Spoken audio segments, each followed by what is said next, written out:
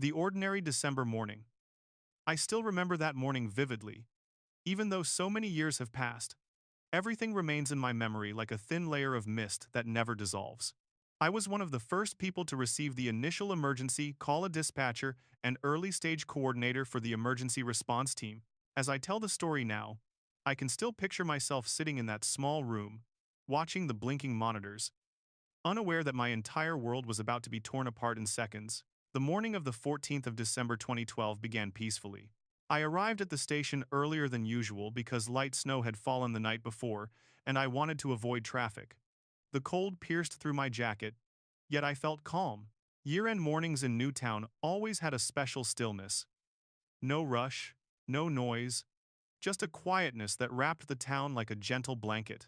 While making my second cup of coffee, I joked with a colleague. "Looks like another quiet day." She smiled and replied, "Well, our town is always quiet." None of us knew that in just a few minutes, that sentence would haunt us for years. Around 9 a.m., the emergency phone rang. At first, I thought it was a routine call, maybe a traffic accident, someone slipping on ice, or a request from a resident. I pressed the button calmly, bracing myself for what I thought would be an ordinary report. But what I heard was heavy breathing, muffled crying, and a trembling voice. There are gunshots. At the school. My heart froze. Panic surged through me, but my training forced me to stay calm. "Please speak slowly. Which school? Are you safe right now?" Through the static, I heard the caller choke back tears. "Sandy Hook Elementary." I heard several shots. "Please." What happened next was every dispatcher's nightmare chaotic sounds, frantic crying, doors slamming, someone shouting, "Hide."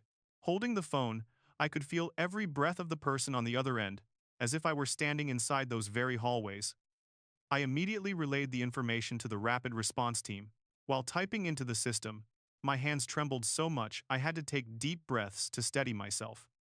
Outside the window, the sky remained calm and bright, as if unaware of the chaos quietly unfolding nearby. A colleague turned to me, her voice serious. "What's happening?" I answered, barely believing my own words. "Reported gunshots." At an elementary school.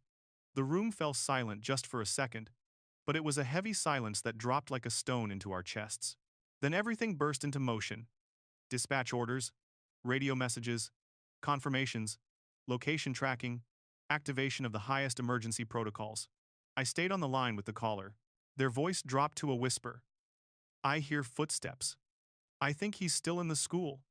I urged them to stay hidden and remain silent. I used the softest voice I could manage to reassure them. "Help is on the way. You're not alone." It was the sentence I repeated countless times that day, not just for them, but for myself. As the sirens appeared on the GPS map, heading toward the school, I knew that nothing would ever be the same again. But I still didn't understand the scale of the tragedy waiting for us. All I knew was that a peaceful morning had ended, and the history of our small town was about to change forever. First alarms. The moment everything changed.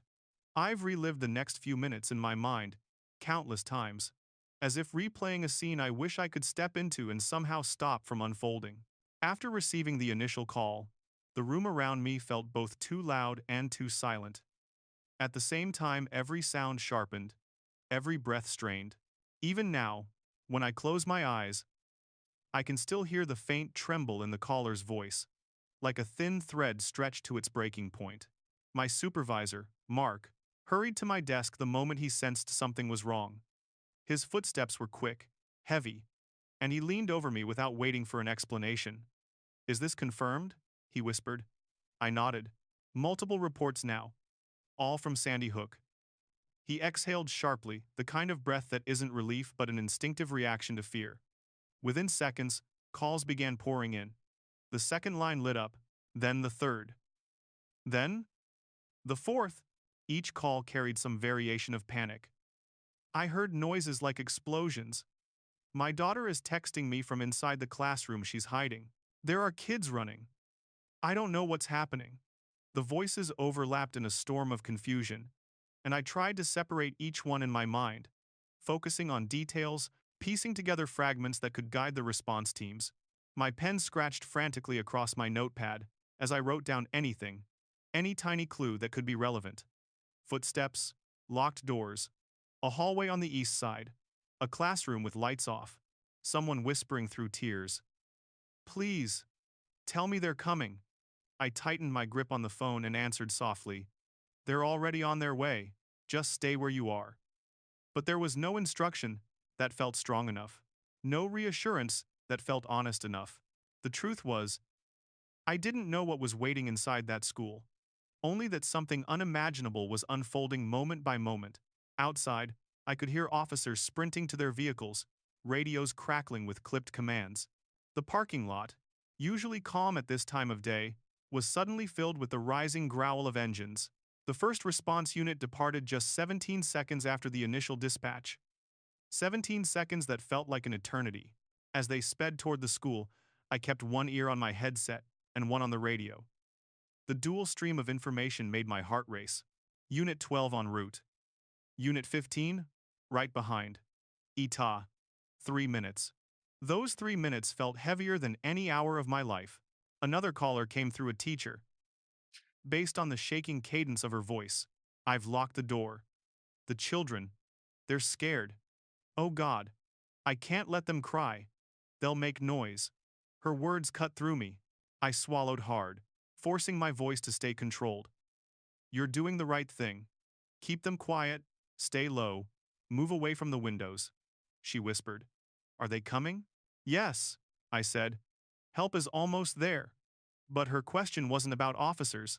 I could hear it. She meant, will we survive this? Mark placed a hand on my shoulder. It wasn't just reassurance, it was grounding, reminding me to breathe. Stay with her, he whispered. She needs your voice. More lines started blinking. Even with a full team of dispatchers, it felt like trying to hold back a river with our bare hands. Every person in that room shifted into a mode I can only describe as controlled urgency. Our bodies moving fast, but our voices slowed down, softened, sharpened, each word chosen to keep someone alive a little longer. The radio crackled again. The first squad car was turning onto Dickinson Drive. I pictured the officers pushing harder on the accelerator, lights cutting through the calm winter morning, unaware they were racing toward a scene that would scar them forever. Meanwhile, the caller I stayed with, her breathing sped up suddenly. I hear footsteps in the hall, she whispered. Heavy ones. Close. I froze. My pulse hammered in my ears. Stay silent, I whispered back. Don't speak unless you have to. The line went quiet. Too quiet. 30 seconds of silence. 30 seconds in which all I heard was the faint hum of static and my own heartbeat. Then, in the distance, I caught the sound she was hearing too, the muffled echoes of something moving through the hallway. It was impossible to tell what, but the mere sound made the hair on my arms stand up. I signaled to Mark with 2 fingers, immediate danger. Close proximity, and he relayed the information to the officers still seconds away. Suddenly, the caller whispered. So low, I almost didn't catch it. Hez, closer. Please. Please hurry. I shut my eyes for a moment, steadying my breath, wishing desperately that I could be there to shield them. Help is right outside, I said, my voice trembling despite my effort. They're coming inside any moment now. As if on cue, through the radio I heard the urgent shout of the first responding officer. Dispatch. We're on scene, multiple children evacuating, entering now. The weight of that sentence hit me like a tidal wave. The moment they breached the building, everything in the dispatch room shifted. Every voice tensed. Every hand clenched. That exact moment, the officer stepping through the doors was the point at which the situation crossed a line none of us could ever forget. Phones kept ringing. Parents, staff, witnesses. The number of calls doubled, then tripled.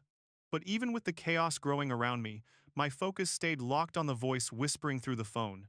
I think, he's moving away, she breathed. That's good, I whispered back. Stay hidden. Don't move yet. I didn't tell her what I was really thinking. Anything can change in seconds.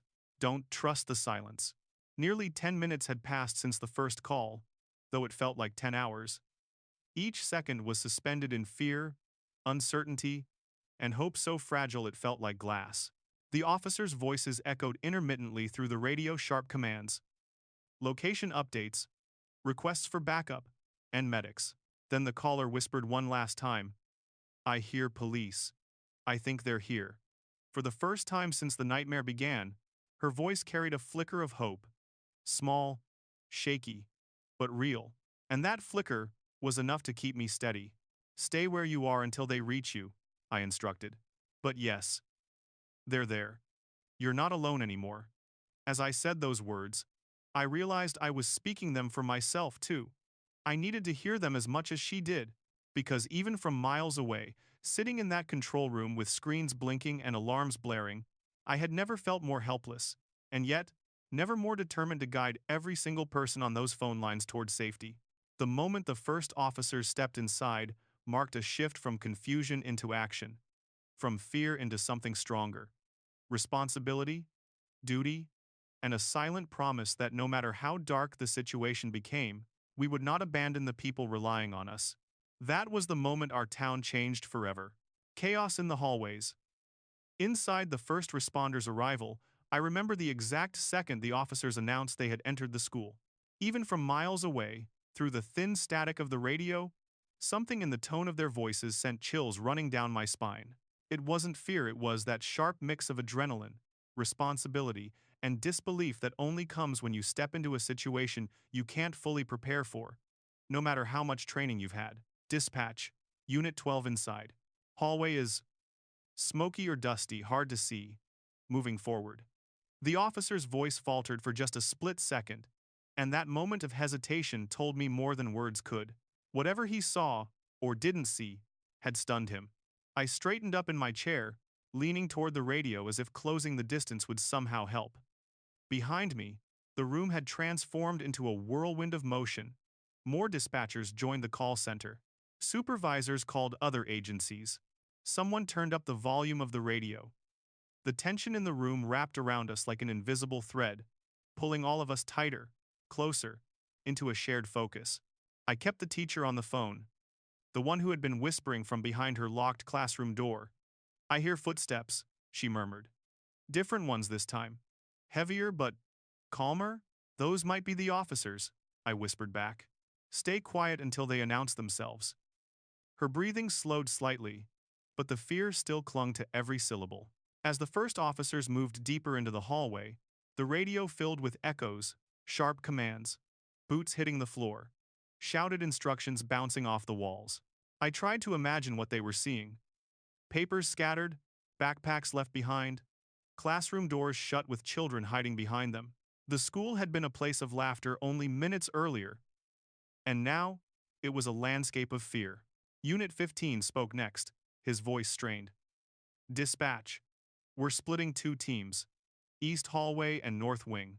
Visibility poor. Sound. The officer stopped mid-sentence, and for a moment, all we heard was a faint, indiscernible noise from his end. Unit 15? No answer. That silent beat made every hair on my arms rise.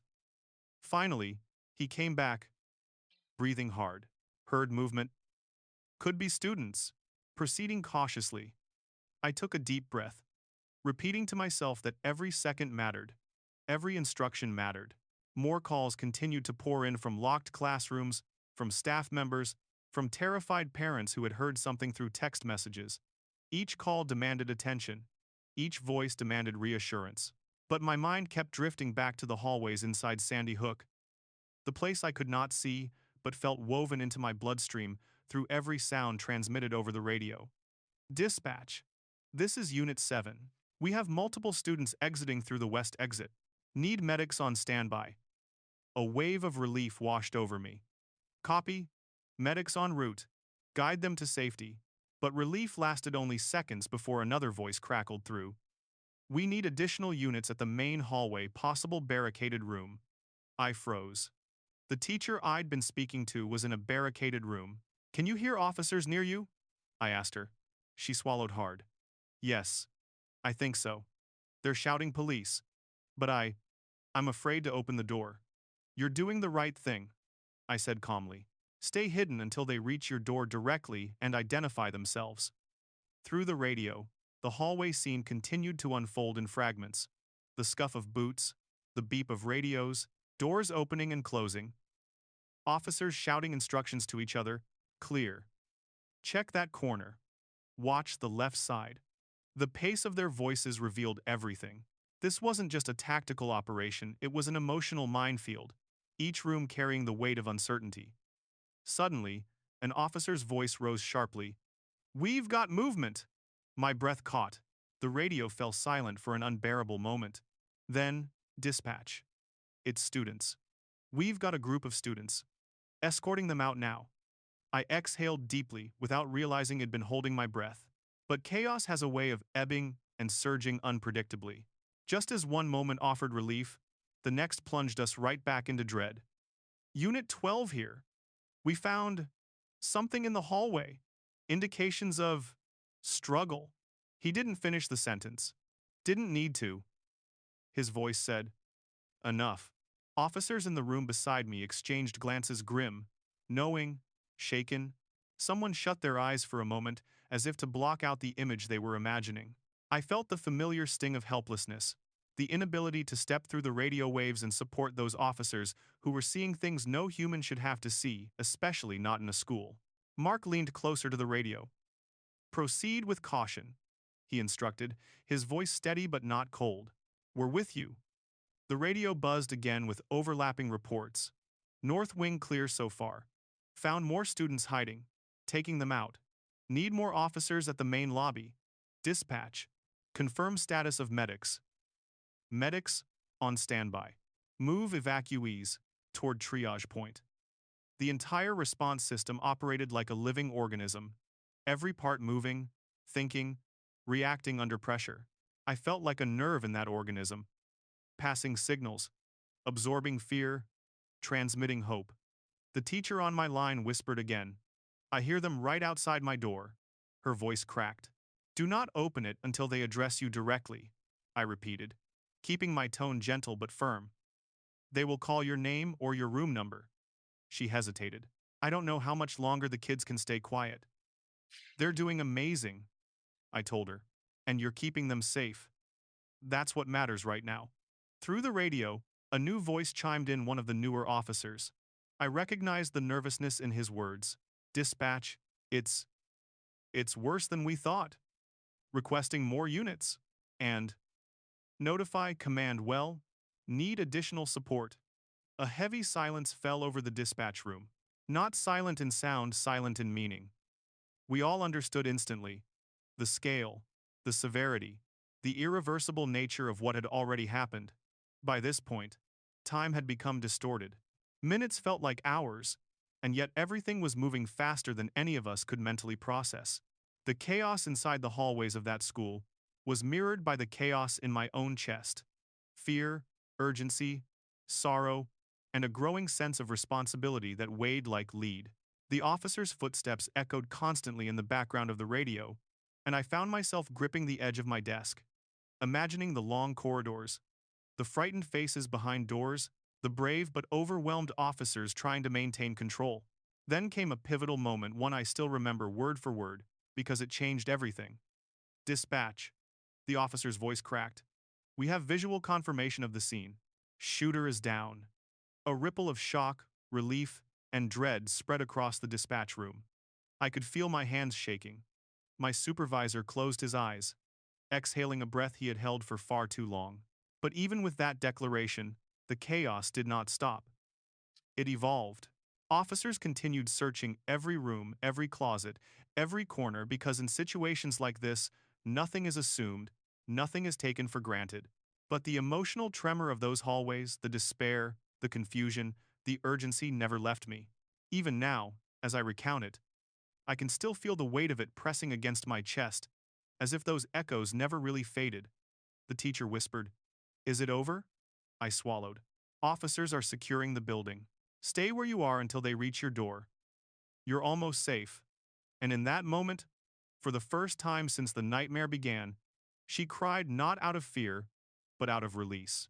Soft, shaking sobs that told me she had been holding herself together for far too long.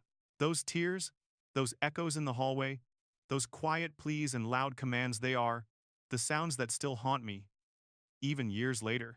The sounds of a place meant for learning being turned into a battlefield of fear and resilience. The sounds of innocence colliding with tragedy in the most unimaginable way. And as the officers pushed deeper into the school, I knew that the hardest part of the day, emotionally, spiritually, humanly, was only just beginning. Identifying the shooter and securing the school. I wish I could say that everything became clearer once officers declared the shooter was down, but that would be a lie. The truth is, the moment that announcement came through, the situation fractured into a dozen new crises. The fear didn't end, it simply changed shape, and as the officers continued sweeping through the building, the weight of what had happened began to settle in my mind like thick, suffocating fog. Dispatch. This is Unit 12. Shooter appears to be neutralized. We're confirming identity now? Identity. The word rang through the room like a warning bell. My fingers hovered above the keyboard, waiting for details, praying that whatever name came next would somehow make sense, but tragedy never makes sense. And it never will. The officer's voice returned, quieter than before, as if he were speaking through disbelief. Shooter appears to be a young male. Early 20s, possibly younger. We found ID on him. Name looks like. Static cut him off briefly, followed by a muffled voice speaking to him off radio. When he came back, his tone had changed. Name. Adam Lanza. I froze. Not because I knew the name at that moment, none of us did, but because saying the name out loud made everything brutally real. This wasn't a suspect anymore. This wasn't an unknown figure. This was a person. Someone who had walked into that school with intentions we trembled to imagine. Mark leaned over my shoulder again, his voice low. Run the name, everything you can find. My hands moved fast, though they trembled. As data trickled in address, age, background pieces of the story began to form, unsettling and incomplete. A local resident, 20 years old, no immediate connections to the school that we could confirm. Behind me, another dispatcher whispered, "He was just a kid." I didn't respond. Because kid didn't fit the devastation we were witnessing. Because age doesn't soften the truth of what had already happened. And because attaching any simple word to a person responsible for such horror felt wrong. Meanwhile, on the radio, officers continued clearing the building, room by room. Their voices echoed with exhaustion and emotional strain. Room 10 clear. Moving to main hallway. Checking storage closet. Dispatch. Suspicious backpack near the lobby, we need bomb squad to evaluate. Bomb squad. The words made my heart skip. We didn't know if there were secondary threats. We didn't know if someone else was involved. We didn't know if any device had been planted. Every possibility had to be considered. I relayed the request to the nearest unit trained for explosive threats. Every minute felt like a test of endurance. Another officer came through, voice steady but weighed down. We need more hands securing the perimeter. Parents arriving on foot. Crowds getting bigger. We need barriers before they rush the building. Of course. The parents. Even now, years later, that memory haunts me. The image of parents running toward the school, desperate, frantic, unable to process anything except the need to find their children. Outside the dispatch center, I could almost hear them through the radio. Their cries carried by officers trying their best to hold the line. One officer said quietly, not realizing his mic was still pressed, "God, how do we tell them?" That single sentence nearly broke me. But there was no room for breaking down. Not that morning. Not after everything that was already happening. Another call lit up my phone line, a mother. Her voice shook like a fragile branch in winter wind. My son is in the school. Do you know if he's out? Do you know if he's safe?" These were the questions we feared most. Questions without answers. Questions that demanded truth. But truth was still forming slowly, painfully, bit by bit. I tried to keep my tone soft, supportive. We're evacuating children in groups. Officers will guide them to a safe location. If your son is among them, you will be notified as soon as possible. She sobbed. Can you check? Can't you check? I swallowed hard. We cannot confirm individual names yet, but we are doing everything in our power to reunite families. It felt like a rehearsed line. Even though it wasn't, It was simply the best I could offer, something strong enough to hold on to, but honest enough not to mislead. The radio buzzed again. Dispatch. Be advised, another individual found near the school grounds. Possibly related. Approaching for detainment. Immediately, the room tensed. Another suspect? Was this coordinated? Was there a second shooter? Every worst-case scenario flashed through my mind. We waited. Seconds felt like minutes. Then, dispatch. Negative. Individual is apparent. Detained for safety. Not involved. The tension deflated slightly, but not completely. Because we still didn't know if the shooter had acted alone, the officers weren't taking any chances. In the midst of this chaos, something unusual happened. Another line beeped, a call coming from a police unit outside the school. Not inside. Dispatch. We located a vehicle registered to Nancy Lanza at the school parking lot. Possible connection to shooter. Nancy Lanza. That name wasn't on any initial list. It didn't match any staff or known individuals connected to the school. My stomach tightened. I routed the information to the internal system. A moment later, one of our analysts spoke from across the room. We have an address for Nancy Lanza. She's the shooter's mother. Silence again. Not a peaceful silence. A silence filled with unspoken dread. Before we could even process it, another report surfaced. Officers had found evidence that suggested the shooter may have harmed someone at his home before arriving at the school. I felt the blood drain from my face. The tragedy was bigger than we had imagined, and it wasn't contained within the school alone. Mark placed his hand on the desk beside me. Get detectives to the home address. Now. My voice cracked slightly as I relayed the order. The teacher I'd been speaking to earlier came back on the line, voice trembling. I can hear the police. Should I open the door? Only when they tell you directly, I reminded her. They will knock and identify themselves clearly. Seconds later, through the radio, an officer spoke. We've reached room 14. Teachers and students found. Evacuating now. I felt something inside me lift, a small amount of relief. Fragile as glass. But not all rooms received the same report. And we knew that. The officers continued sweeping, securing, documenting. East wing fully cleared. North hallway secure. Suspect confirmed deceased. No additional shooters found. With that final confirmation, the room exhaled collectively. Shoulders lowered. Voices softened. But no one relaxed, not really. The weight was still crushing all of us. Outside, more parents were arriving. Inside, officers were finding survivors and victims alike. And somewhere in between, the truth was unfolding in pieces we struggled to hold. As the identity of the shooter became clear, and as officers worked to secure every inch of the campus, something silently settled in my chest.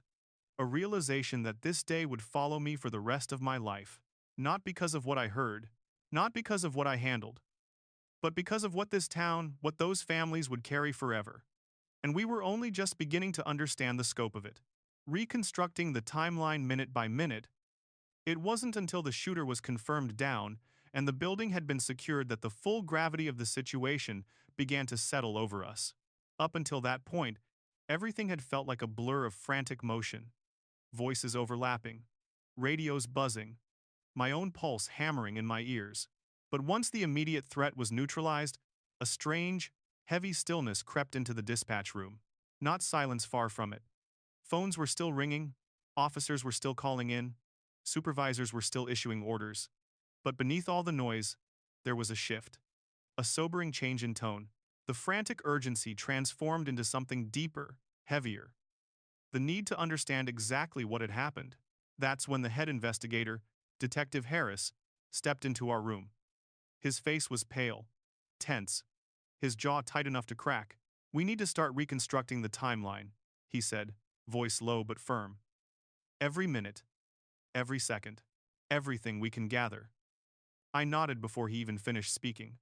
That's what happens in tragedy. You cling to facts because emotions threaten to swallow you whole. I opened a new document on my screen, typed the title, Sandy Hook, Minutebymminute, Reconstruction. And then I took a deep breath, bracing myself. 8 a.m. 9 a.m. The morning before everything changed. The first minutes were the easiest to reconstruct. That's because they were ordinary. Teachers arriving, children being dropped off, staff members beginning their routines. I listened as officers relayed information from interviews conducted on site. A teacher said, "It felt like every other morning. Nothing strange, nothing unusual." A custodian reported, "I was still checking the boilers. Nobody saw anything suspicious." Their words echoed with a chilling truth. Normalcy had existed right up until the moment it didn't. As I typed, I felt something tight twisting in my chest. Because in most tragedies, there is no omen, no sign, no warning. 9:05 a.m. First indications. From the officers and early call logs, we pieced together the first subtle indicators that something was wrong. A parent reported hearing sirens in the distance. A teacher recalled a strange noise, like something falling, but dismissed it. I remembered one line from my own call logs. 9:30 a.m. Caller described unusual banging sound. At the time, it seemed unclear. Now, with context, everything took on a much darker shape. Detective Harris stood behind me, watching the timeline grow on my screen. "Keep everything," he murmured. "Even the small details. Especially the small details." 9:35 a.m. The first 911 call. This was the moment everything splintered. I played back the audio, the trembling voice of the caller who'd whispered about gunshots. Even hearing it again made my stomach twist. The audio was time-stamped to the second. 9:35 and 39 seconds a.m.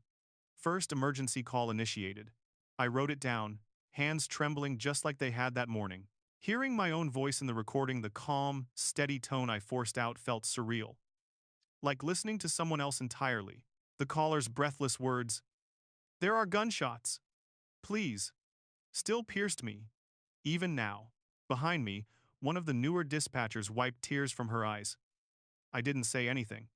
In tragedies like this, silence is sometimes the only comfort. 9:36 a.m. Officers dispatched. The timeline began to fill with rapid entries. 9 hours, 36 minutes and 2 seconds. First unit dispatched. 9 hours, 36 minutes and 15 seconds. Second unit dispatched. 9 hours, 36 minutes and 33 seconds. Third unit dispatched. 17 seconds after receiving the call, the first officer was already en route. That fact mattered, because in the months and years that followed, people would ask, why didn't help arrive sooner? But I saw the numbers. I lived those seconds. Help went the moment we knew. 9:38 a.m. Chaos begins to take shape. More calls flooded in at this exact minute. Parents, teachers, a custodian. Some voices were calm, some trembling, others breaking entirely. I remembered one call so vividly, I typed it slowly, almost reverently. 9 hours, 38 minutes and 14 seconds. Caller reports children running from the school. Detective Harris leaned in. Running, which direction? I rewound the audio. North side, toward the big oak trees. He scribbled it down in his notebook. The timeline wasn't just a record, it was becoming a map, a living reconstruction of tragedy. 9:39 a.m. Officers arrive on scene. The tone of the radio changed at this point. You could hear the tension in the officers, voices tight, clipped, full of uncertainty. Dispatch. We're pulling into Dickinson Drive. Confirm location front entrance. Affirmative. Approaching now. I wrote each line with absolute precision. These words mattered. 9 hours, 39 minutes, and 27 seconds. First officer arrives on scene. 9 hours, 39 minutes, and 49 seconds. Officers begin moving toward front entrance. I felt myself reliving the morning, moment by painful moment. 19I1, 9:40 a.m. Officers enter the school. This entry felt monumental, even on the screen. 9 hours, 40 minutes and 21 seconds. Officers breach front doors. Even typing it made me shiver. Through the radio playback, I heard what they had heard. The echo of their footsteps. The sound of shouts bouncing down hallways. The tension in every breath. A dispatcher behind me whispered, They were so brave. And she was right. They were. 9:41. 9:45. A.M. The longest minutes of my life. This part of the timeline stretched nearly an entire page. So many voices, so many overlapping calls, so much confusion. I listened to every second of radio traffic again. Movement in the east hallway. We have students escorting them out. Checking classrooms now. Need medics at the west door. Possible barricaded room. Every piece of information was added meticulously. At one point, a young officer whispered something he didn't realize was still transmitting. God help us. I typed it. Because it was part of the truth. 9:46 a.m. Shooter confirmed down. This was the moment that had sent a tremor through the dispatch room earlier. Hearing it again hit me just as hard. 9 hours, 46 minutes, and 53 seconds. Suspect down. Confirmed no longer a threat. But instead of relief, the room had filled with something else. Something heavier. Because we all understood what no longer a threat implied. And what officers were discovering inside those classrooms. I typed the words exactly as recorded, though my hands shook. 9:47, 9:55 a.m. The sweep continues. Officers methodically cleared hallways, closets, offices. Their voices grew heavier with each update. Room 8 clear. Room 10 clear. Found survivors sending them out. But the pauses, the long, agonizing pauses, said more than any spoken report. Detective Harris stood silently beside me, arms crossed tightly, as if bracing himself against the emotional weight. 9:56 a.m. Suspect identification begins. Radio replay revealed the moment the officer found the wallet containing the shooter's identification. His voice was controlled, but strained. Name appears to be Adam Lanza. I typed it. Slowly, deliberately. Because the timeline wasn't just a record of events, it was becoming history. 10 a.m. Building secured. After nearly 20 excruciating minutes, officers confirmed the entire school had been swept. But secured didn't mean safe. It meant the immediate danger had passed, but the devastation remained. I entered the final line for that hour.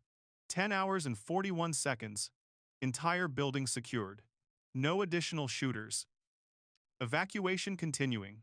And when I finished typing that sentence, the room behind me felt different, quieter, heavier, as if the air itself knew the truth of what we had just reconstructed.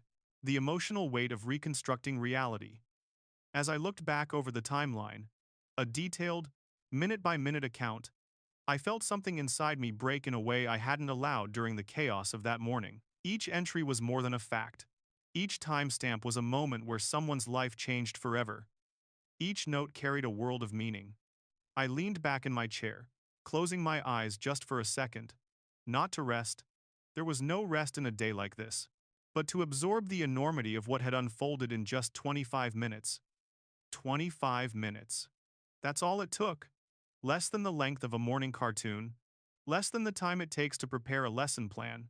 Less than a lunch break. Yet, in those 25 minutes, an entire town had been reshaped. Families had been changed forever. And history had been written in the darkest ink. As I reopened my eyes, Detective Harris placed a hand on the back of my chair and whispered, almost to himself, "This timeline, this will be important. For investigations, for reports, for the truth." I nodded slowly, but I knew it was important for something else too. For remembering, for honoring, for understanding the reality of that morning in its rawest form. And as I prepared to continue with the next phase of documentation, I felt a quiet promise settle inside me, that no matter how painful, no matter how heavy, I would help tell this story truthfully, minute by minute, voice by voice, memory by memory, because tragedies fade from headlines, but they should never fade from understanding. Families, fear, and the search for answers. I still remember the moment the timeline reconstruction paused, when the facts, the timestamps, the recorded voices, became too much to process all at once. That was the moment someone from outside the room burst through the dispatch center doors, breathless, shaken. The parents. They're gathering fast. We need all available personnel at the reunion point. The reunion point. Those words struck me harder than any entry on the timeline. Because reunion points in tragedies aren't places of reunion alone, they are places of hope, fear, confusion, and the kind of heartbreak that shatters the air before it even hits the ground. I stood from my chair, stretching my stiff fingers, and felt my legs shake slightly beneath me. Hours had passed since that first call, but my mind couldn't grasp time anymore. It felt like the world outside was existing on a different clock, one built from fear instead of minutes. The parking lot. A sea of panic and hope. Through the windows of the dispatch center, I could see flashing lights, reflecting against the cold December morning. When I stepped outside briefly to deliver updated documents to an officer, the sound hit me first, a mixture of cries, shouting, hurried footsteps, and desperate pleas from parents who had dropped their children off only hours earlier. They were running, some stumbling, some yelling names as if the sound alone could protect their child.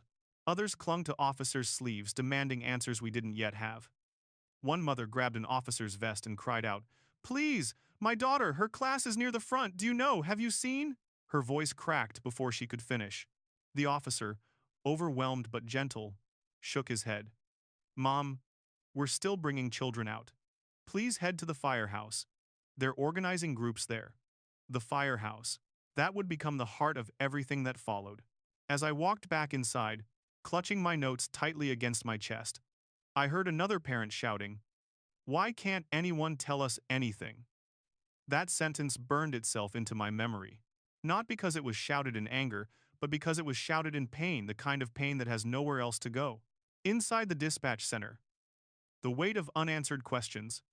Back at my station, the phone lines were still relentless. Most of the calls came from parents. "My son hasn't answered his phone. Please check for him." My daughter texted me. "She was hiding? Have they found her room? How many children are out? Where are they being taken?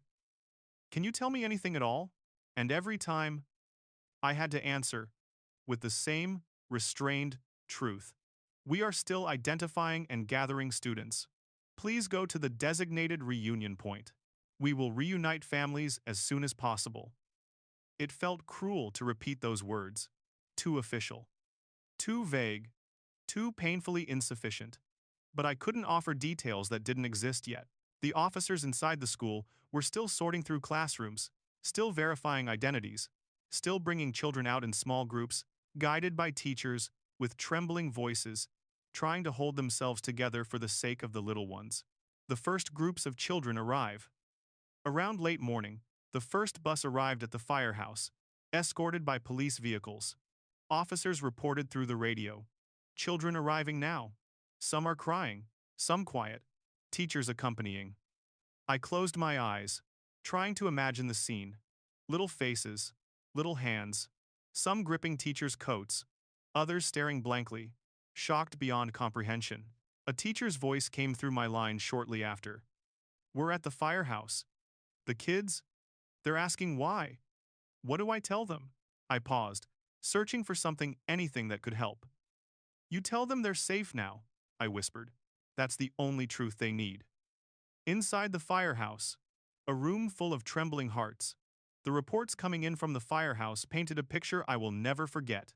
Officers described parents flooding into the building, scanning faces desperately, clinging to teachers, weeping when they spotted their children, collapsing from relief. I remember one officer's voice breaking over the radio as he said, "Parents are hugging us, crying into our jackets. They're thanking us, but, God, they're also looking for the ones who aren't here yet. The ones who aren't here yet." That phrase became a dark echo that haunted every corner of the room. The parents whose children were safe clung to them as if afraid they might disappear. The parents whose children were not yet found began pacing, asking officers every few minutes for updates. The rest stood silently, staring at the door, waiting for their child's face to appear. Hope can be loud. Desperation is quiet. The quiet that no one could understand. Inside the dispatch room, a strange quiet settled in the afternoon hours. Not real quiet. Phones were still ringing, radios still transmitting, keyboards clicking nonstop. But emotionally, a quiet had landed. One so heavy it felt like the room was holding its breath. Detective Harris approached me again with a stack of papers in hand. We need your help cross-referencing the attendance lists. Teachers are accounting for their classrooms now. I took the papers, but my vision blurred for a moment. Attendance lists, names, rows of names, some checked off, some not. Each unchecked line felt like a pulse in the tip of my fingers. As I compared lists with the incoming data, I noticed something chilling. Certain rows remained blank after multiple rounds of verification. Children who weren't at the firehouse. Children who weren't on the buses. Children who weren't marked safe by any teacher. My stomach twisted. Detective Harris saw the look on my face and quietly said, "These lists, they're going to define a lot of conversations later," and I knew exactly what he meant. The reunion point was becoming a dividing line between the parents who were hugging their children and the parents who were still waiting. The search for answers begins. By mid-afternoon, federal agents began arriving, FBI, state police, specialized teams. A large command post was set up near the school. Detectives started interviewing teachers, staff, anyone who could help reconstruct events. As dispatchers, our role shifted from crisis response to crisis documentation. Call logs, timestamps, statements, recordings. Everything had to be cataloged with precision, because this would become part of an investigation that would span months and years. I listened to so many voices that day, teachers describing their lockdown procedures, children's faint whispers caught on 911 recordings, officers' trembling voices as they reported rooms they had entered. One officer said something I still can't forget. "We're trying to find order in chaos, but the chaos keeps spilling over." Conversations with families, the hardest calls of my life. Around early evening, I received a call from a father whose quiet, steady tone pierced my heart even more deeply than the frantic cries earlier. "My wife is at the firehouse. She says our son hasn't come out yet. Has not on the list. Can you check again?" I checked. Once. Twice. Then again, even though I already knew the answer. "I'm so sorry," I whispered. "Your son is not yet accounted for." He exhaled shakily. "Not accounted for means what exactly?" I hesitated. I had to choose my words carefully, painfully. "It means we are still verifying information inside the school. Some classrooms are still being processed." It was true, but I knew how it sounded, like a fragile thread of hope stretched thinner with every breath. The man didn't cry. He didn't yell. He just whispered, "I'll wait then. I'll wait as long as it takes." His quiet resolve shook me more than any scream could have. The growing realization. As night began to fall, the list of unaccounted children grew painfully distinct. I overheard one detective say softly into his phone, "We have the numbers now. We just need to confirm families before making any statement." The numbers. Everyone in the dispatch room knew what that meant. Even without hearing them, we felt them. That invisible line drawn at the firehouse was becoming permanent. A town wrapped in silence. By the time I stepped outside again, just for a moment of air, the entire town felt transformed. The winter sky was darker, the air was colder, and the people. They moved like shadows, carrying the weight of something unspeakable. Police tape lined the school. Clusters of officers stood silently. Parents lingered near the firehouse doors, refusing to leave until they had an answer.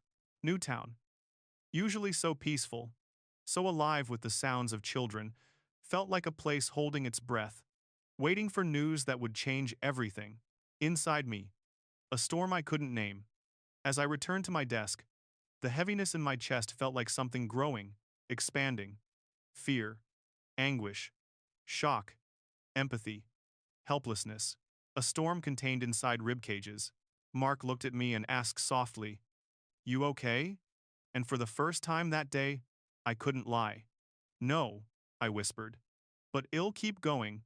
Because the families were still waiting, the officers were still searching, the investigators were still piecing together truths that would devastate the entire nation. And I had a job to do. The final hours of the day. A town facing the unthinkable. By the end of that day, though, end didn't feel like the right word. The town was divided between those reunited with their children and those whose children remained missing. And in that division lived a grief unlike anything I had ever felt before. I typed one last line in my log before midnight. Families continue gathering at the firehouse. Identity verifications ongoing. Town overwhelmed with uncertainty and grief. Then I sat back in my chair, staring at the screen, unable to move. Because no matter how many timelines we reconstructed, no matter how many pieces we put together, the biggest question of all still hovered over us. Why? Why did this happen? Why here? Why these families? Why these children? And we knew that the search for those answers was only just beginning. The investigation expands. Home search, motives, and evidence. Even though the sun had set long ago, the day refused to end. Time had lost any normal rhythm. Hours blurred into one another, and every minute carried the same heaviness as the one before it. When the main crisis at the school had stabilized, the investigation began to widen, stretching outward like a dark tide consuming everything it touched. And we, inside the dispatch center, felt every ripple of that expansion. It started with a message from one of the senior state police investigators. Dispatch: we need immediate confirmation of the suspect's home address. We're sending units to check for additional victims, evidence, or potential threats. I typed the address fast, the keys clicking harshly under my shaking fingertips. 36, Yogananda Street. The moment I relayed the address, a quiet settled over the room. Not relief, far from it. This was the stillness that comes when you begin to approach the origin of a tragedy. The place where answers might be hiding, but where the truth is almost guaranteed to hurt. The caravan of patrol cars, heading toward the home. A line of patrol cars formed quickly, engines humming in unison as they prepared to depart for the suspect's residence. Through the radio, I heard officers briefing one another. No assumptions. Expect the unexpected. We don't know if anyone else is involved. I felt myself gripping the edge of the desk tightly. Because the truth was, we didn't know anything yet. Barely a few hours earlier, the name Adam Lanza had meant nothing to me. Now it was becoming the center of an investigation that would engulf the entire nation. Confusion about identities. A troubling detail emerged early in the investigation. At the school, officers had initially found identification belonging to someone else, someone with a similar last name. That confusion had spread fast, raising fears of a second suspect or an accomplice. But as data from the home search and state databases began to flow in, clarity slowly emerged. Pieces of truth began stitching themselves together, but in the most painful patterns. Detective Harris leaned over my shoulder, reading the early notes as they appeared on my screen. "This isn't adding up," he muttered. "We've got conflicting IDs, family ties, unclear motives, and the possibility of more victims at the residence." More victims. The words clung to the air like ice. I typed as fast as the investigators relayed updates. Report after report. Detail after detail. Some facts contradicted each other. Some filled holes. Some created new questions. My head spun. But my training forced me to stay focused. The search at the suspect's home. It wasn't long before the radio crackled with the voices of the officers arriving at the residence. Dispatch. We're at the house. Lights off. No movement outside. Preparing to enter. I closed my eyes for a moment, because I knew what they feared finding inside. And even though protocol dictated calm, controlled movements, the emotional tension was unmistakable. Minutes passed. Long minutes. Unforgiving minutes. Finally, the officer's voice returned, grim, quiet, trembling beneath its professional tone. Dispatch. We've secured the residence. Confirming, one deceased adult female. The dispatch room fell into a heavy silence. A silence so deep that even the humming of the computers felt loud. No one spoke. No one had to. The implication was immediate and devastating. The suspect's mother. A life ended before the tragedy at the school had even begun. I felt my chest tighten. My breath grew shallow. It was one thing to reconstruct the chaos at the school. It felt distant, even though emotionally crushing. But now, learning what had happened at the suspect's home, it brought the tragedy closer, to a human scale that shook me to my core. Someone whispered behind me, "This kid's whole life? What happened to him? But no one had answers yet. Digging into the suspect's background. As investigators combed through the house, we began receiving fragments of information papers, documents, digital devices, notes, patterns of behavior. I recorded everything. Social isolation, possible mental health struggles, disconnected relationships, homeschool environment, unusual obsessions, possible signs of planning. Each note was a piece of a puzzle I didn't want to see completed. The deeper the investigation dug, the more unsettling the portrait became. Not because it explained everything, far from it, but because it hinted at a long, painful decline that no one had fully understood. Something had been building inside that home, unseen, unheard, unaddressed, and now, the consequences were everywhere. Inside the dispatch center, a growing emotional weight. Hours passed as reports from the school and home investigation converged in the dispatch room. I was typing so fast that the skin around my fingernails burned from the friction. My eyes felt raw, my throat tight. At one point, I realized my hands were shaking uncontrollably. Mark, my supervisor, walked over quietly and placed a paper cup of water next to me. "Drink," he said softly. "You're doing everything you can." But his reassurance couldn't soften what we were starting to understand about the suspect's final days. Conversations with investigators. Detective Harris returned from an on-site briefing, dropping a thick manila folder onto my desk. We found journals, notes, maybe a manifesto, maybe not. Hard to tell. But there's something disturbing in the pattern. We're going to need everything digitized and logged. I opened the folder. Pages covered in dense writing. Numbers. Dates. Obsessive notes about schools. Schedules. Routines. Detached, emotionless reflections. My eyebrows knitted involuntarily. This wasn't random. This wasn't spontaneous. Something had been building, festering, metastasizing in the dark corners of that home long before the tragedy unfolded. Harris exhaled heavily, rubbing his temples. "This is going to take months," he said. "Years, maybe. And we still might never understand all of it." I nodded because I knew he was right. Some motives are so tangled in pain, mental unraveling, and isolation that they can never be cleanly explained. The digital evidence. A window into a troubled mind. Later in the night, analysts began working on computers and devices recovered from the home. They found search histories, saved articles, downloaded documents material that revealed obsessions, fears, conspiracies, and deeply troubled thoughts. One analyst quietly said, "There's this pattern of fixation," but no one saw it. Or maybe they saw pieces, but never the whole thing. Mark leaned in and whispered, almost to himself, "How do you prevent what you cannot see?" That question echoed through my mind as I typed notes into the official log. A call from a neighbor. Around midnight, a call came in from a neighbor who lived a few houses away from the suspect's family. Her voice was shaky, thick with guilt. "I always thought something was different over there," she said. "The house was quiet. He never came outside, but I thought it wasn't my place to pry." I softened my voice, trying to keep her calm. "You're not responsible for what happened. No one expects you to have known." But she sobbed, softly. "I keep thinking, what if someone had reached out?" Her question stayed with me long after the call ended. The investigators' struggle. As the investigation progressed, officers and detectives began to show visible signs of emotional fatigue. Some stared blankly at their notes. Others pinched the bridges of their noses, trying to fight off the weight of what they had seen that day. One detective muttered under his breath, "This is not just a crime scene. It's a collapse of everything that should have protected these kids." Another said quietly, "We need to understand how he got here, not just what he did."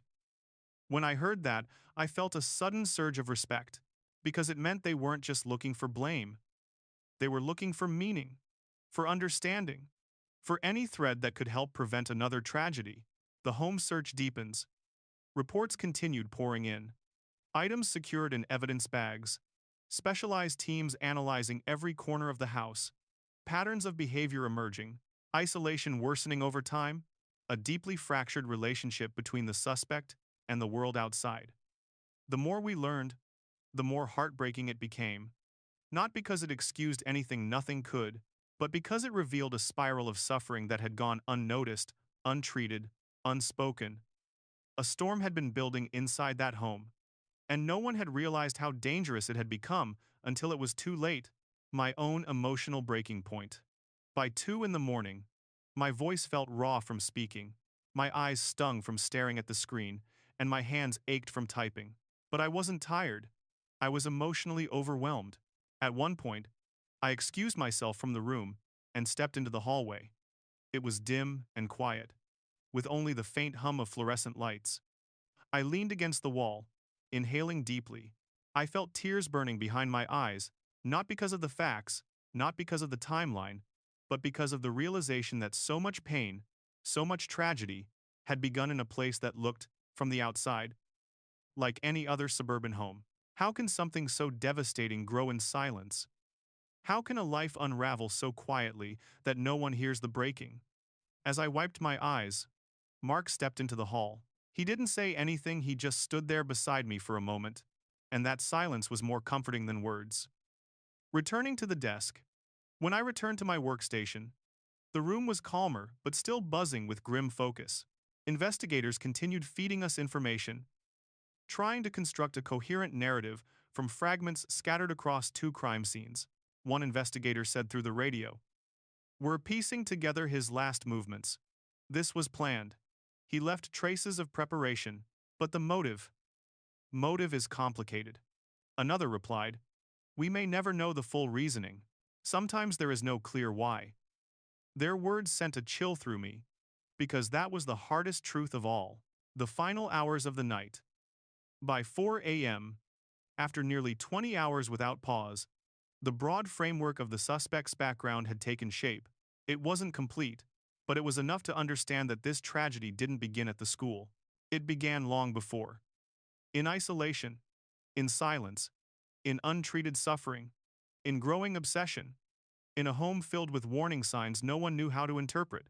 And as I typed my final notes of the night, I realized something that would stay with me forever.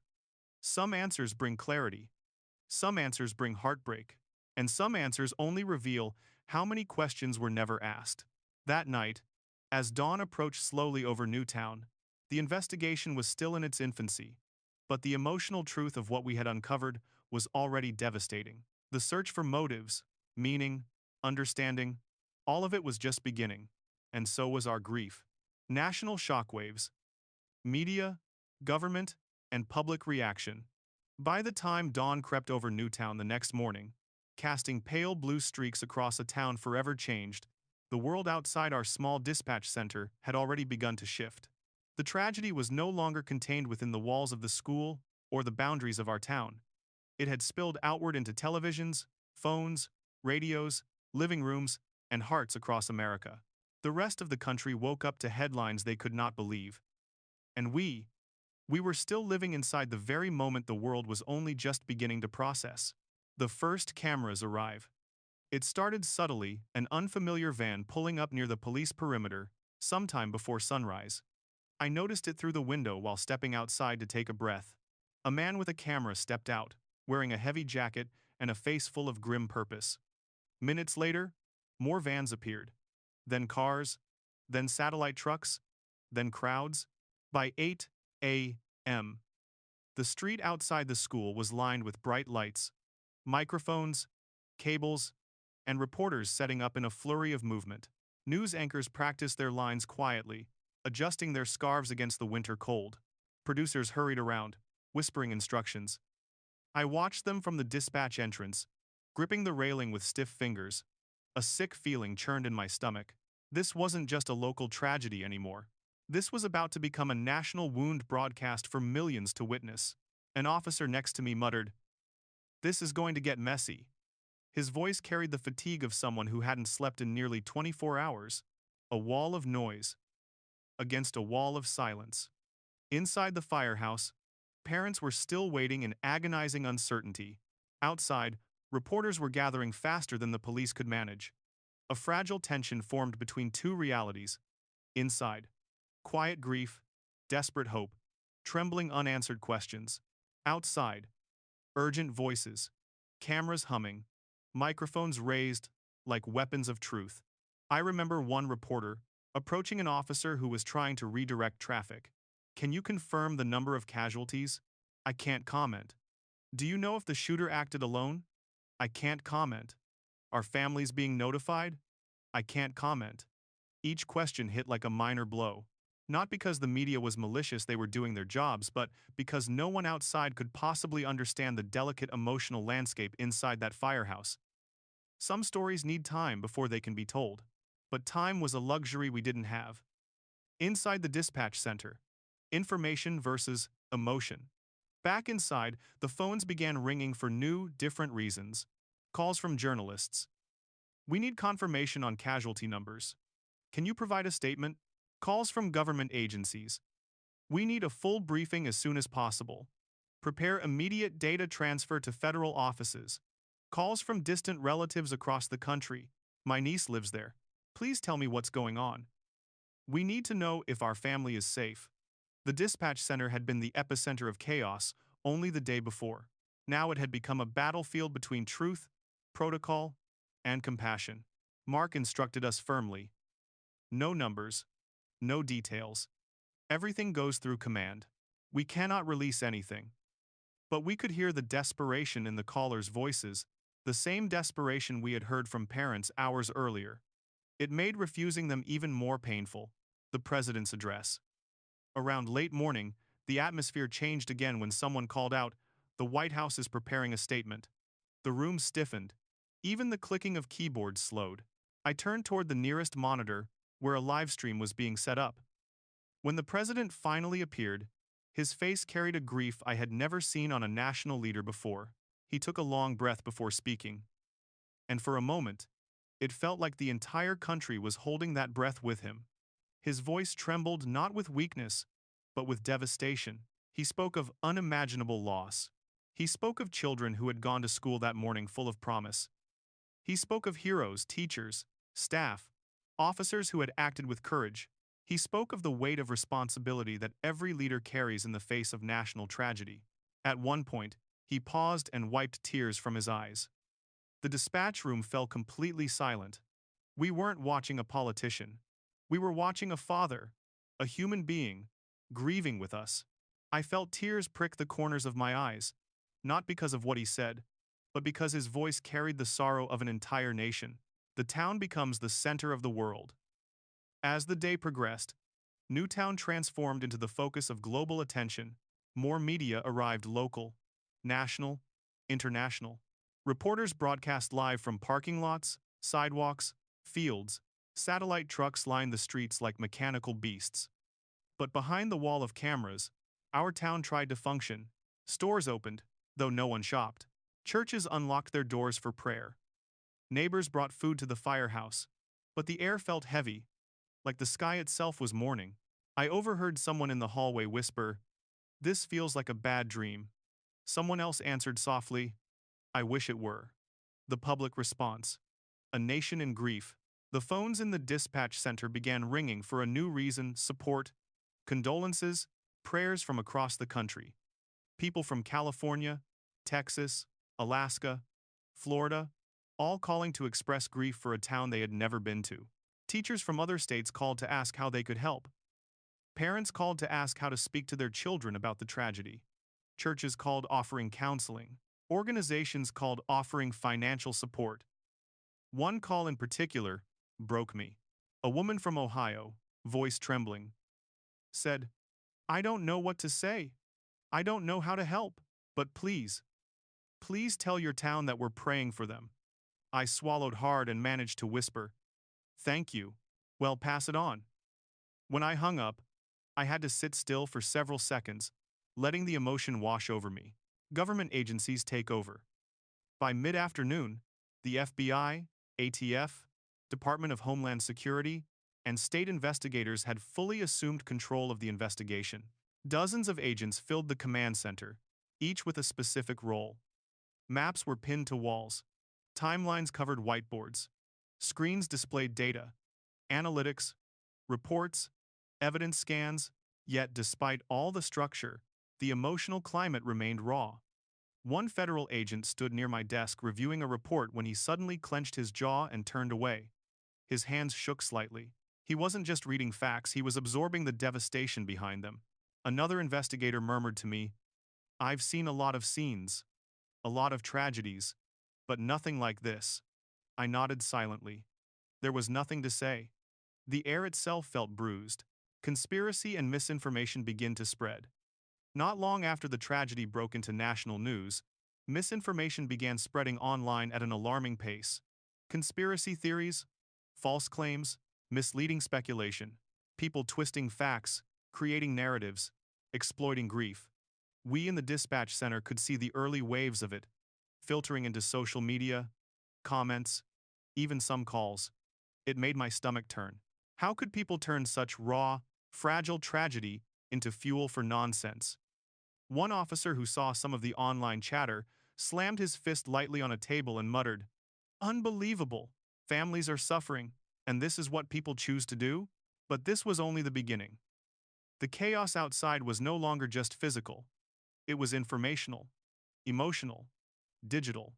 The question the entire nation asked. By evening, the public discourse had crystallized around one question, a question echoing across every news channel, every household, every social media platform. How could this happen?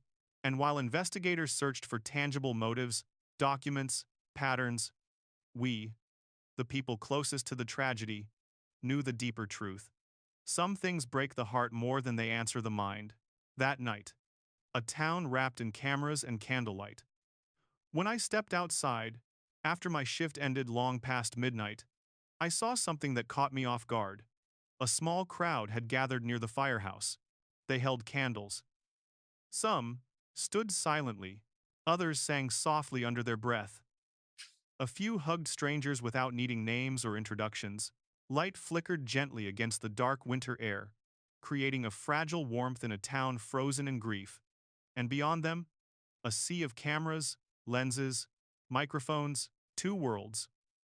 One grieving, one broadcasting, both searching for understanding in their own way.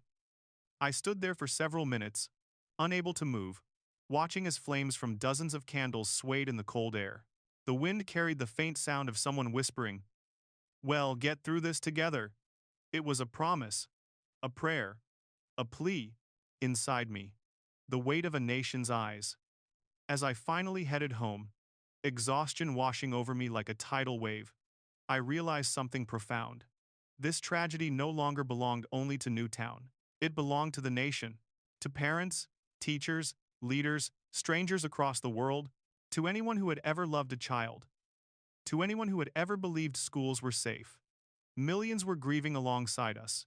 Millions were searching for answers we didn't yet have. Millions were crying tears we had already cried. And though the cameras would eventually leave, though the headlines would eventually fade, I knew the world would never forget this day. But for those of us who lived it, who heard the voices, typed the timelines, answered the calls, and watched our town become a symbol of national heartbreak, we would carry this weight forever. Policy aftermath, gun laws, safety protocols, and controversies. Our small town transformed into something unrecognizable, a place weighed down not only by grief, but by the enormous machinery of national politics, media narratives, and public debate. It was surreal. One moment, I was looking into the tear-filled eyes of parents who had lost everything. And the next, I was hearing politicians and commentators miles away arguing about laws, rights, failures, and responsibility. It felt as if the entire country had turned toward us with a single question hanging in the cold December air. What now? A country grappling with the unthinkable. I remember watching televised debates from the corner of the dispatch room. Reporters and experts shouted over each other, each claiming to understand the root of the crisis. It's the guns. It's mental health. It's school security. It's parenting. It's the system. It's cultural decay. It's video games. It's untreated isolation. I listened with clenched teeth, because while the arguments flew back and forth like arrows, our town was still drowning in grief. Mother by mother, father by father, Classroom by classroom, the noise from the outside world didn't feel like support. It felt like intrusion. The president returns to Newtown. A few days after the tragedy, the president returned to speak at a memorial in our town. I watched him enter the auditorium from a distance, moving slowly, his face pale with sorrow. As he took the stage, the room was filled with a kind of silence I had only ever heard in churches: mourning, reverent, fragile. He spoke of love. He spoke of loss. He spoke of responsibility. And he spoke of change. His words were full of emotion, and every sentence felt like he was carrying the weight of thousands of hearts. At one moment, he paused, visibly overwhelmed, and wiped his eyes again. It was one of the rare times I saw a leader break publicly, not as a symbol of weakness, but as a symbol of humanity. The political divide deepens. The moment the memorial ended, the nation erupted into political conversation. Some called for sweeping gun reform.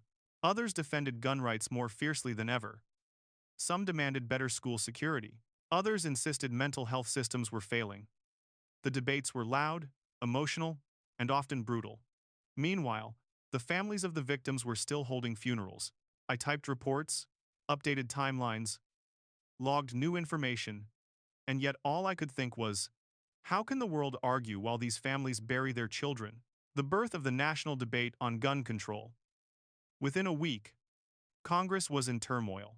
Hearings were announced, committees formed, policy proposals drafted overnight. Every channel showed senators giving passionate speeches. Some slammed desks in frustration. Others raised photographs of the victims, their voices trembling with emotion. I remember a moment on the Dispatch Center TV screen. A senator held up a tiny pink backpack found at the school and asked, through tears, "Is this the cost of inaction?" It was heartbreaking. It was powerful. But it also felt disconnected, because while lawmakers debated policies, our town was holding its breath, wondering whether any of this would actually lead to real change. Families step into the spotlight.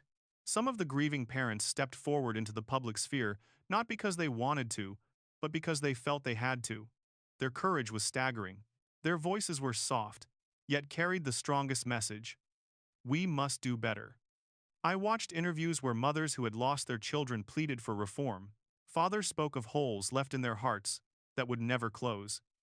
Teachers described the terror they had witnessed. Officers recounted the devastation they had walked into. Every testimony was raw. Every story was a wound.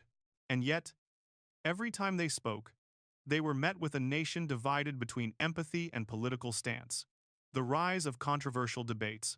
Not all reactions were compassionate, and this was perhaps the most painful part. Some individuals, fueled by misinformation or personal agendas, began spreading conspiracy theories, claims that the tragedy was staged, fabricated, or manipulated. The absurdity of it would have been laughable if it wasn't so cruel. I remember a father of one of the victims saying softly on the news, "How can they say my child never existed? I held him. I buried him. How can they deny my grief?" It was one of the darkest things I had ever heard. As dispatchers, we received calls from people parroting these conspiracies, asking for the truth, accusing the town of being part of some fabricated scheme. Those calls shook me in ways I can barely describe. To know that such hatred existed, directed at parents already living the worst pain imaginable, was a wound on top of a wound. Schools across the country respond. Within weeks, school districts nationwide began reassessing their safety protocols. Metal detectors were discussed. Armed guards debated. Entry systems redesigned. Locks replaced. Security drills intensified. Some teachers received training they never imagined they'd need. Some students learned words like lockdown before they learned the multiplication table. A teacher from another state called our dispatch center asking, "What can we do to prevent this at our school?" I swallowed hard and answered, "Stay vigilant." But inside, I wondered if vigilance alone could ever be enough. The mental health discussion intensifies. On the other side of the debate, mental health professionals argued passionately that the problem was deeper than security. This is what untreated isolation looks like. This is what happens when red flags go unnoticed. This is what happens when families suffer in silence. As investigators released preliminary findings about the suspect's mental health struggles, debates grew more heated. Was the system failing? Were there missed opportunities? Could the tragedy have been prevented? And while experts debated causes and solutions, I couldn't stop thinking about the neighbor who had called earlier and asked, what if someone had reached out? That question haunted me more than any statistic or policy argument. The burden on our small town. While the nation battled politically, our community battled emotionally. Schools reopened with heavy police presence. Students returned to halls filled with reminders of absence. Parents walked their children to class with trembling hands. The firehouse, once a place of reunion and heartbreak, became a site of memorials. Flowers, stuffed animals, candles, drawings, letters, banners of love sent from around the world. I placed a small white candle there myself on a cold evening after a long shift. As its flame flickered, I felt my heart tighten.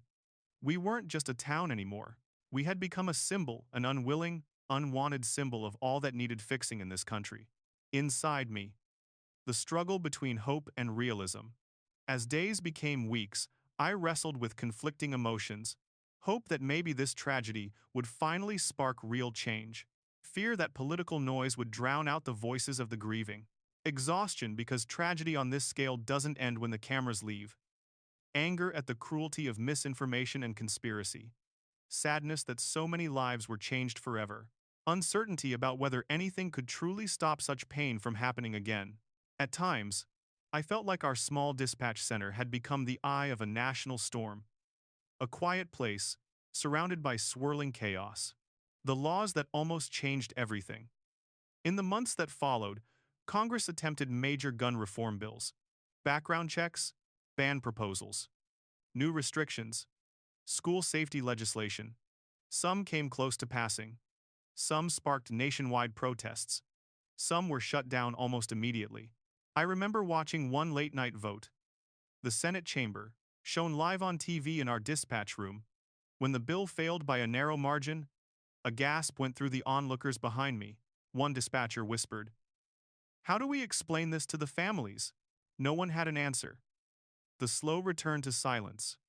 Eventually, like all storms, the national attention began to fade. Reporters moved on to the next big story.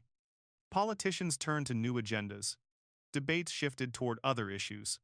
But for us, nothing faded. Nothing shifted. Nothing returned to what it had been. Silence returned to Newtown, but it was not the peaceful silence of small-town mornings. It was the silence of remembrance. The silence of hearts still healing. The silence of questions still unanswered. Looking back, what changed? What stayed the same? As I reflect on those months, I realize how complex the aftermath was. Policies changed, but not enough. Debates raged, but not always respectfully. Reforms passed, but not universally. Lives were honored, but never returned. And our town learned to breathe again, one painful day at a time.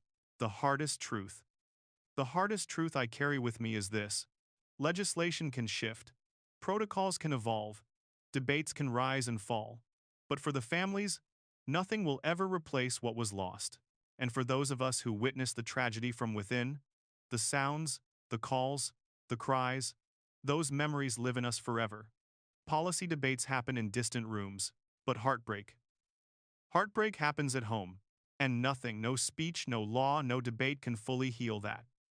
A decade later, memory, healing, and the story that remains, 10 years, 10 winters, 10 Decembers, where the air turns cold in a way that feels different from any other month.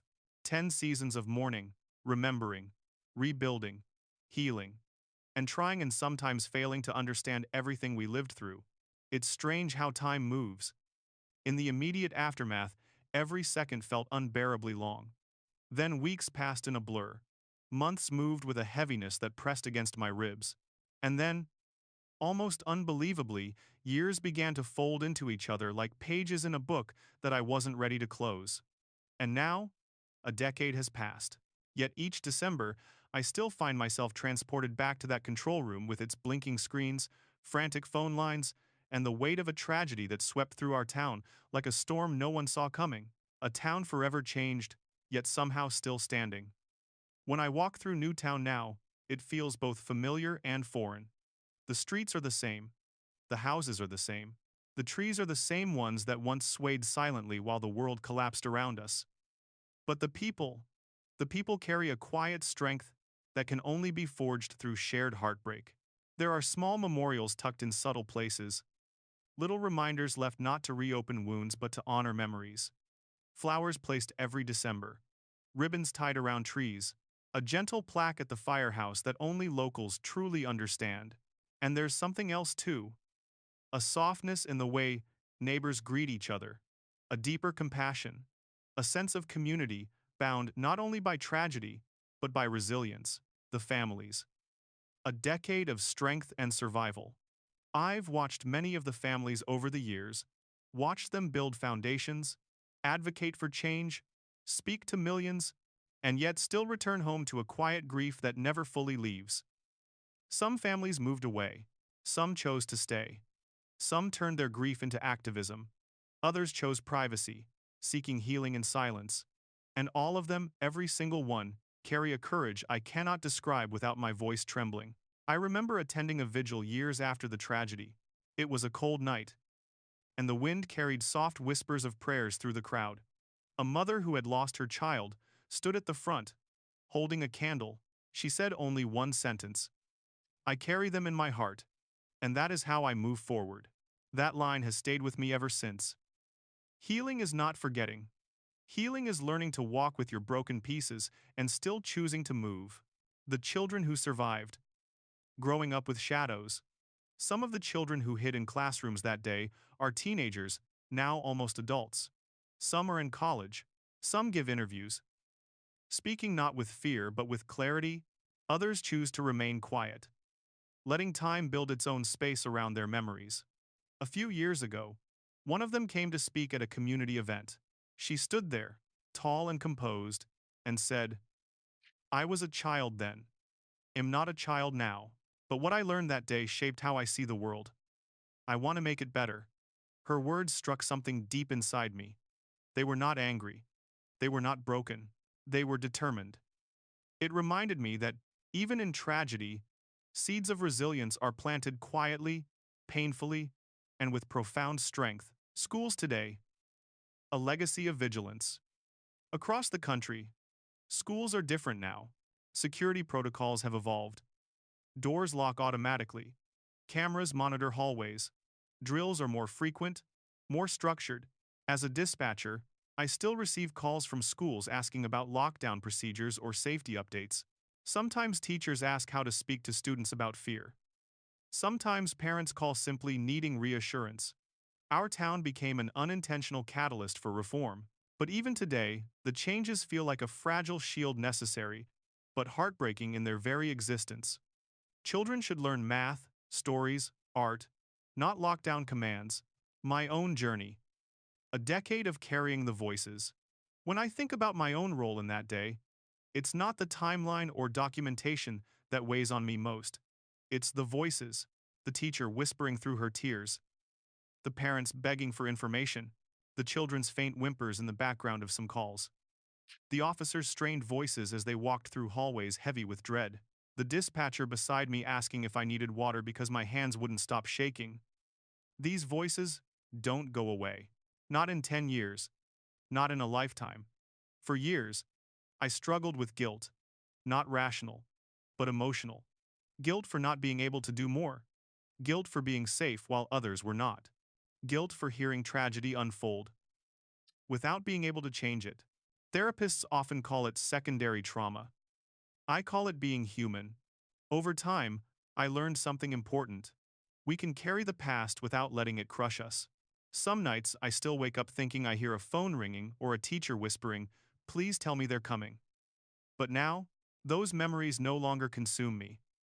They simply remind me of the responsibility I hold as someone who witnessed this tragedy from within. The town's annual December Vigil. Every year since the tragedy, the town gathers in December for a candlelight vigil. No speeches, no politics, just memory.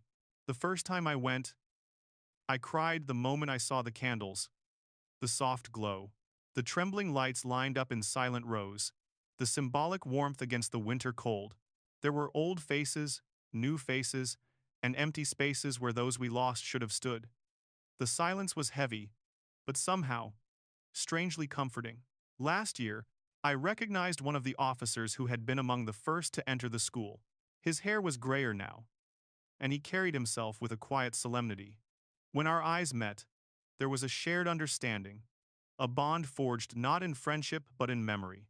He walked over to me and said quietly, "I still remember your voice on the radio that day." "And I still remember yours," I replied. That was all we needed to say. Has anything truly changed? Now, a decade later, people often ask me, "Do you think the world learned anything from what happened?" I pause every time, because the answer is not simple. Yes, some things changed, but in many ways, the world is still struggling with the same battles. Tragedies still strike, debates still rage, parents still worry, communities still mourn, and yet, something in me believes that every step toward reform, every conversation about mental health, every safety protocol updated, every law debated, every candle lit, every name remembered, they all matter. Because change is rarely a single moment. It is a slow, painful, collective movement. And sometimes, the hardest changes begin with heartbreak. What remains after 10 years? A decade later, here is what remains for me: the memories, the faces, the voices, the grief, the strength, the unity, the fragility of life, the resilience of community, the need to protect the innocent, the importance of compassion, the reality that healing is not an ending but a journey, and above all, the obligation to remember. Because forgetting would be the final act of loss, the final walk back to the school grounds. Last December, for the 10th anniversary, I walked near the school grounds. The original building is gone now, replaced by a new structure with careful design, filled with love, security, and the hope of a safer future. Standing there, I closed my eyes, not to picture the tragedy, but to remember the laughter that once filled those halls, the innocence of the children, the dedication of the teachers, the unity of the town. I whispered a quiet promise. We still carry you. We still honor you. We still remember. And in that moment, a strange peace washed over me. Not resolution, there is no resolving something like this, but acceptance and a deep, abiding determination to carry forward the lessons of that day with honesty and compassion. My last words in this story. 10 years have passed, but the story doesn't end. It simply becomes part of who we are. A part that aches, a part that teaches, a part that reminds us to hold our loved ones tighter, to reach out when someone is suffering, to speak when something feels wrong, to choose empathy over anger, to protect the vulnerable, and to build a world where such tragedies grow less likely, even if we cannot erase them entirely. As I write this now, I can still feel the weight of that December morning, but I also feel something else: hope. A small, steady hope rooted in the resilience of a community that refused to break, in the strength of families who turned grief into action, and in the belief that remembrance is a form of love. This is not just a story of tragedy, it is a story of humanity, in all its fragility, in all its courage, in all its quiet, enduring strength. And as long as we carry that story with care, the memory of those we lost will never fade.